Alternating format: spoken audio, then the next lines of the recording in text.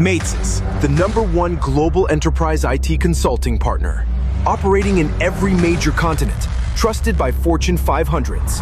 All right, folks, turn your attention to the stage because the next panel is hosted by a rising star enterprise tech. He's the partner and global vice president of sales at Maitsys. He has interviewed distinguished business leaders like the CEO of GE Healthcare, the CIO of JCPenney, and the chief enterprise architect of United Natural Foods, just to name a few. This next panel has a lot of high caliber talent called Leading Billions, the C-suite sessions led by Inesh Pandi. Please give a big round of applause.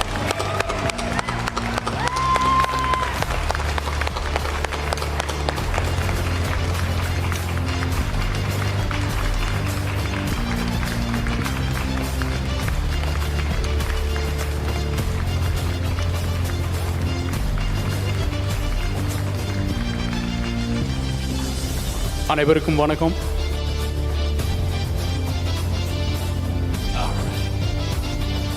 Good afternoon, everyone, and welcome to Leading Billions, the C-suite session, where we step inside the minds of leaders shaping global industries across retail and technology. My name is Inesh Pandi, and I have the privilege of serving as partner and vice president of sales at Maitsys, a global IT consulting firm headquartered in Boston, operating across all major continents and trusted by Fortune 500 customers. At Maitsys, outside of delivering innovation in core SAP, NetSuite, AI, and infrastructure, we believe in impact. Since our founding, we've donated a percentage of our profits to educate children from underprivileged families in Tamil Nadu, India. We're proud to be the host and sponsor for this session, and to bring you two extraordinary leaders who are not only steering iconic American brands, but redefining how modern business gets done. Let's meet our esteemed guests, Mr. Sridhar Solur, CEO of Kenmore and Brands. As an innovation-first leader, CEO, Sridhar has led at tech giants like HP and Comcast and now spearheads iconic American brands through digital transformation. Please give it up for Sridhar Solur. And to my right, I have Babu Nagappan, CIO of Payless. Leading a global IT team across 5 continents, he's modernizing retail and infrastructure for over 400 stores in 22 countries. Please join me in welcoming Babu to the stage.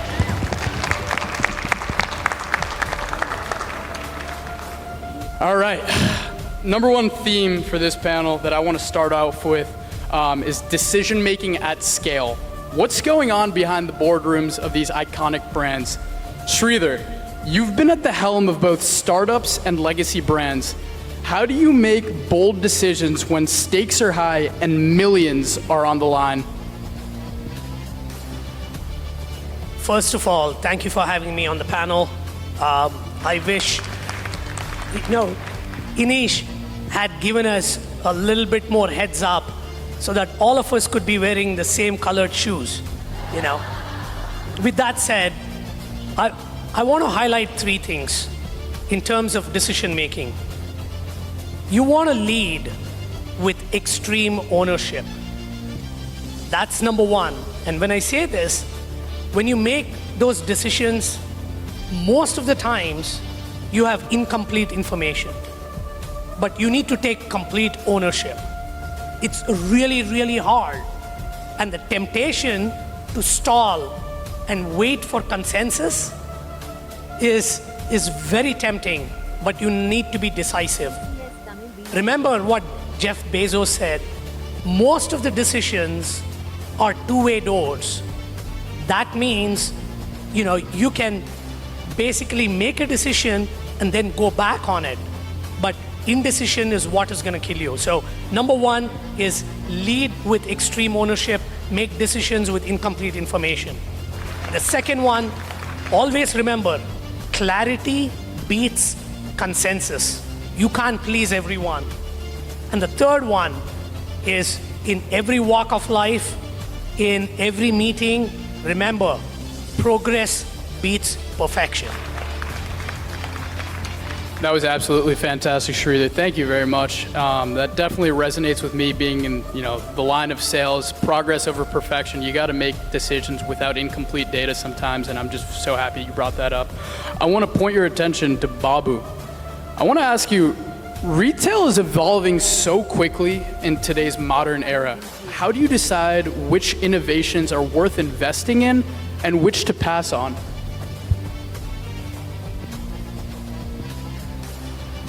Ellarukkum vanakkam. It's a good question. The challenge that I deal with every single day. I read an article sometime back, long ago, that on an average between 60 to 90 AI apps are being released into the market. The CEO, the CMO, the CFOs of my company, they go into a conference or networking, talk to their peers, learn about this new innovation and come back to me and want this to be done immediately. I have to, most of the time I have to say no. And how do we decide which one to choose, which one not to choose? First and foremost is that new app is aligning with your strategic goal. If yes, that goes to the next step. If it's not, does it bring value? That value more than your current strategic goals that you're working on? Is it going to be disrupting? Is it going to increase your bottom line? Those are the aspects we need to look into it. If it meets these two conditions, even then, can we do it? Are we organizationally ready? Is our data ready? Is our architecture ready? These are the criteria we choose to decide whether to choose an innovation or not. That's definitely what I've been hearing across the industry. Thank you, Babu, for that. The next theme that I want to bring up with the two greatest minds on this panel are, to both of you, what have been your most challenging digital transformation projects, and what was the key factor in making it successful? So I'm opening it up to the both of you, whoever would like to answer first. All right. In terms of large projects, and your focus being digital transformation, Inesh, I want to say this. It's never the technology. It's always internal alignment. And I wrote this down, and I said this: internal alignment of incentives, people, and KPI. That's far more important than the digital transformation that's going to happen. You need to get that layer sorted out before you embark on any digital transformations. We have done things like lift and shift, we have done cloud native, and we have done A/B testing of both to understand the efficacy and speed. And we have come to a conclusion that culture will eat your strategy for breakfast. You want to make sure absolutely that you have internal alignment first. And that is the biggest success factor for any digital transformation project. Totally agree with you, Sridhar. I mean, that's the first and foremost thing, right? If you don't have internal alignment, then there's no project that's going to be successful. And it's more important that you do this on digital transformation. We keep hearing about this word digital transformation for a very long time. We had a situation where the company had to go through a bankruptcy process, and as part of the process, we had a infrastructure close to this size of the room, many servers that have to be moved in 18 months.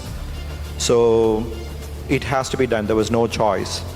So as Sridhar mentioned, everyone was aligned. That was very clear. So that was easy for us.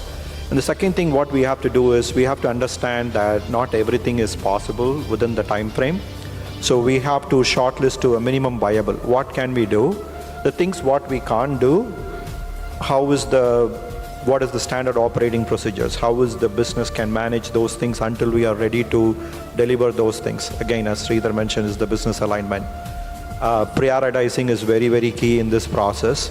And keeping out of the box, the change management mindset is also very key here. When you're going for out of the box SaaS solutions, the moment you touch it to the way you want it, it's going to take longer time. So those are the simple principles we get out of the box. Easier implementation, quicker implementations, aligning with the business, made the project successful in the 18 months. That is absolutely fantastic. Sridhar, I wanted to follow up with you and ask, what lessons can American retail learn from Silicon Valley? If you're going to take away some of the tenets of success from Silicon Valley, you can apply that not only to retail, but to every walk of life. The essence of Silicon Valley is associated with speed and humility coming together. And the iterative process of you test, you learn, and you ship fast, and you make changes fast. Remember the statement, real entrepreneurs ship. So you need to be able to ship the product. And the underlying mantra there is progress over perfection.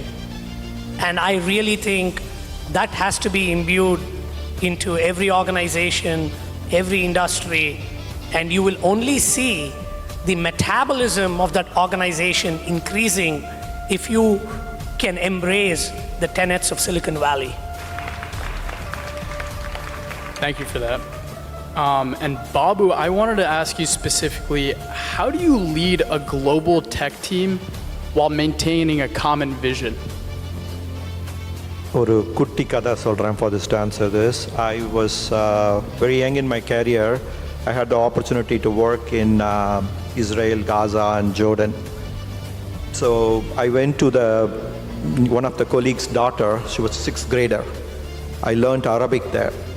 And then the last 3 years, there was not a single day I slept without learning a new Spanish word, because I work with people in Central and South America. So to answer your question, the first and foremost thing is language. When I'm staying in the hotel, எல்லாரும் நம்மளோட language பேசும்போது நமக்கு ஒரு excitement வரும். The same thing, right? You're building trust. When you're putting a constant effort in learning their culture, learning their knowledge, you build trust. So that's what I did. So that's number one. Then the other thing is, as the leader of the company, you have the bird's eye view. If your team doesn't have that, then they lose focus. They don't achieve the goal what you wanted to achieve. So over communicate, make sure everybody understands the common goal, the big pictures. That's the second thing we do. Third thing is respect the time zone. Not everybody needs to take off on July 4th, and they need to work on Diwali or Pongal, right? So those are the things we make sure. The call sometimes happens in the early morning or late night. Respect everybody's time zone and everybody's culture. So those are the things that I believe help me manage the global team. I think that point really resonates with the folks in here regarding Diwali, Pongal, geographical vacations. We need to be respectful of that. Well, I wanted to open the floor to you both. Where do you see your industries headed in the next 5 years? Before we jump into where all the industries are heading in the next 5 years or a decade, I want to highlight one of the macroeconomic shifts that are happening. And hear me out. The world moved from an agrarian economy to an industrialized economy, and that was very disruptive. People would go to the fields and work, and suddenly machines started to take over. There was a massive scare of what's going to happen to my job. We are in a very similar state at this point in time. With the world of AI, there are two things that are happening. One, the white-collar jobs are being taken away or being disrupted, not exactly taken away, but are being disrupted by LLMs. Whether it's in the field of radiology, whether it is in the field of law, you're a paralegal or a lawyer, or look at the spectacular array of ComSci graduates who are struggling to get jobs. That's on the white-collared side. On the blue-collared side, those jobs are being disrupted by robotics or AI in the physical world. We are entering a new era where each one of us need to understand how AI can be used as an accelerant, a catalyst for you to reskill and basically get a competitive advantage in your careers. And that, in my opinion, is one of the biggest disruptions that's happening in this world. Again, LLMs disrupting white-collar jobs and robotics disrupting blue-collar jobs. And that's happening everywhere. So I'm mostly working in apparel and footwear industry. I think it's going to be mostly conversational commerce. Many of us we all use WhatsApp, but when you talk about the US consumer, WhatsApp, not many people who are outside of us would know. But the countries where we operate in Central and South America, people use WhatsApp to buy products. So the trend is going to be like ordering from your car app, your Alexa, your Siri, your social media is going to be more prevailing. The other thing I see happening is stores of mirror of model like the Tesla showrooms where you don't buy product, you go and see for the look and feel, talk to a specialist. With the advancement of VR, magic mirrors, where people can go, select a VR, select a prototype, they can see themselves how they look in the product, select a size, and the prototype changes to their size. They order from their app or in the store. By the time they reach home, the product is delivered to them through a drone with the nearest warehouse facility. If I've said this 1 year to 18 months or 2 years back, loose mari pesarana, somebody would have thought. But now you're all seeing the prototypes already happening. It's very well possible. It might not be 5 years. It might happen in 3 years. No, those are definitely very key points that I think all of corporate America, all private companies could take notes on in terms of the next 5 years.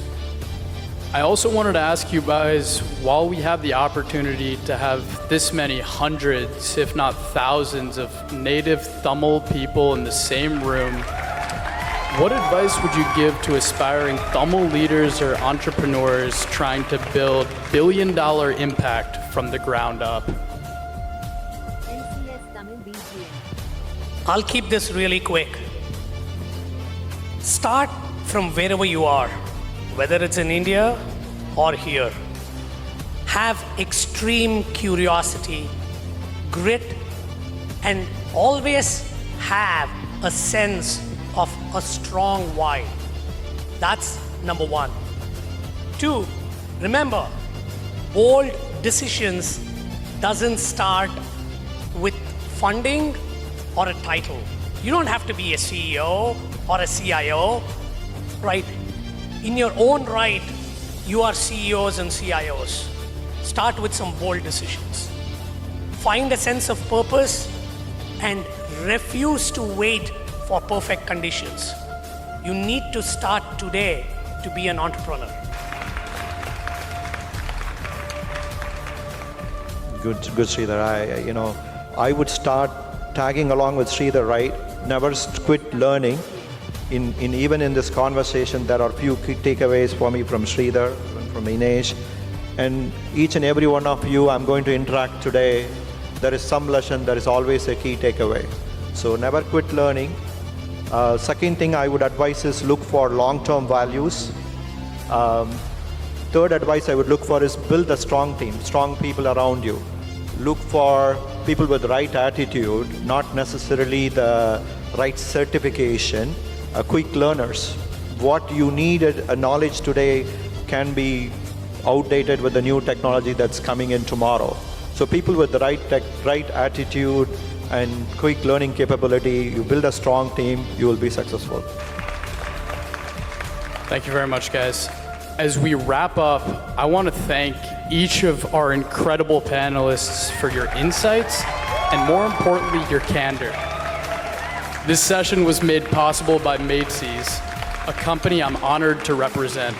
As a global enterprise IT consulting firm, we partner with Fortune 500 clients to address their most complex technology challenges. What truly differentiates us, however, is our commitment to social impact.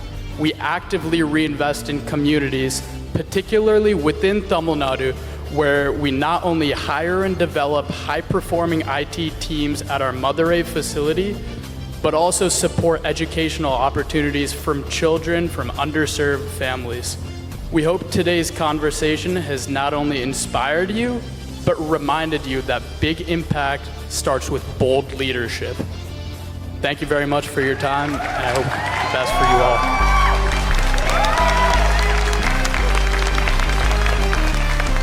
Thank you, Inesh. You guys, we really appreciate the panel on leading billions. I hope we inspire some of you guys to become a billionaire in the future. But to present the flags for the speakers, to give the award for Babu Nagappan.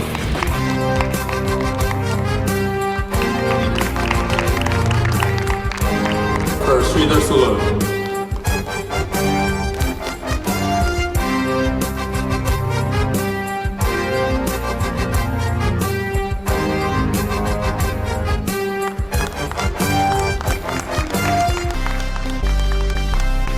And finally, we'd like to call for our moderator, Inesh Pandi.